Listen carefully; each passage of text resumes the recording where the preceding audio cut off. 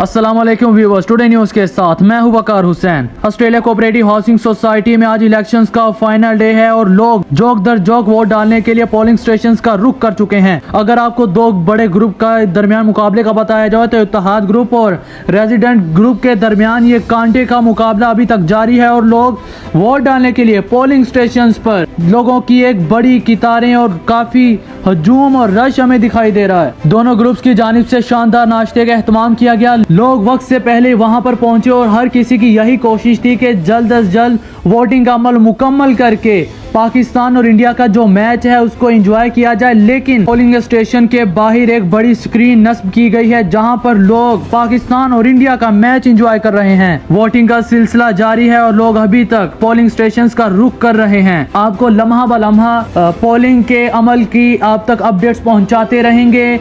अभी तक पोलिंग का स्टेशन जारी है। ये तकरीबन 3 या 4 या 5 बजे तक ये पोलिंग और वोटिंग का सिलसिला जारी रहेगा। आप तक हर लम्हे की अपडेट आप तक पहुंचती रहेगी। टुडे न्यूज़ को देखिए, सब्सक्राइब करें और